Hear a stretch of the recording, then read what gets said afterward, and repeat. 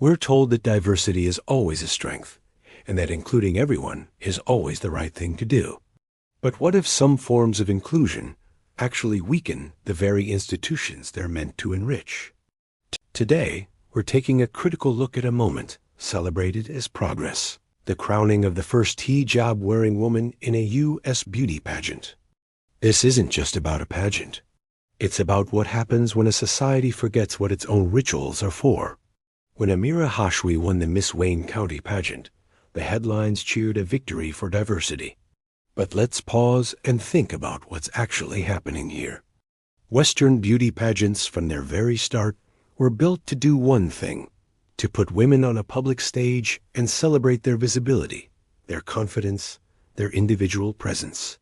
It's a competition based on being seen and appraised. Now, let's consider the hijab. It's not just a piece of fabric or a fashion statement. At its core, rooted in religious tradition, the hijab is designed for the exact opposite purpose.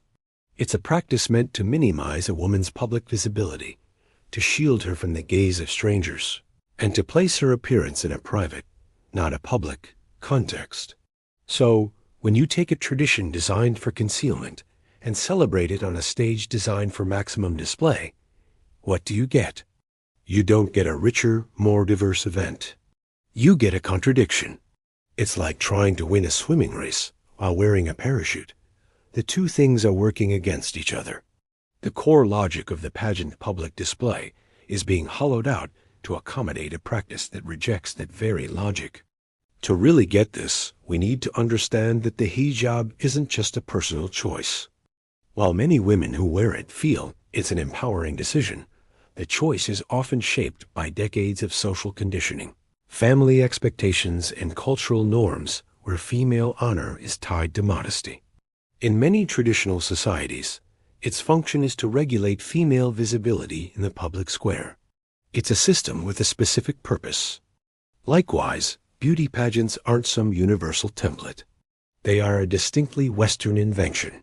They grew out of a culture that, over the last century, decided that female visibility and public achievement were things to be rewarded, not hidden. The original Miss America pageant was unapologetically about ranking women on their public beauty and stage presence. And while pageants today talk about talent and community service, let's be real. Charisma, style, and how you present yourself visually are still central. The fundamental ritual is public appraisal. This brings us to a huge double standard. When a Westerner moves to many Muslim-majority countries, they are expected to adapt. Women are often legally required to cover their hair. You don't see bikinis on public beaches in Riyadh, and you wouldn't demand a church be built next to the Kaaba in Mecca. The rule is clear. When you're there, you respect their norms. But in the West, the opposite is expected. Our institutions are told they must constantly bend, stretch, and rewrite their own rules to accommodate every tradition from around the world. We're told this is inclusion, but it's a one-way street. We're expected to adapt to newcomers, while the expectation of reciprocity, that newcomers might adapt to our norms, is often branded as intolerant. If you wouldn't expect a Western-style swimsuit pageant in Tehran, why is it considered progress for a Western pageant to abandon its core principles? This isn't multiculturalism. It's a slow erosion of cultural identity. Every strong system, whether it's a society or a machine, needs boundaries. Without them, you get chaos and decay. When a pageant starts celebrating traditions that are opposed to its very reason for existing, it stops being a pageant. It becomes a confusing, shapeless event with no clear purpose. What is it celebrating? It's celebrating the idea of celebrating everything, which ultimately means it stands for nothing. This isn't about creating harmony. This is how you get fragmented, parallel societies living side by side, but not together. One group fiercely holds on to its traditions and demands space for them, while the host society is told its own traditions are problematic and must be dismantled. A society that constantly gives ground on its own norms, from dress codes to public holidays to the very purpose of its institutions, will eventually lose its sense of cohesion. So what's the solution? true, healthy pluralism. And true pluralism isn't about erasing all boundaries. It's about having the wisdom to know which boundaries matter.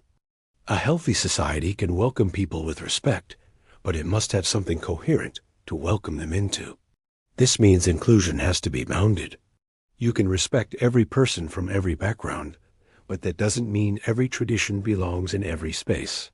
If you choose to enter a competition based on public visibility, you play by the rules of that competition.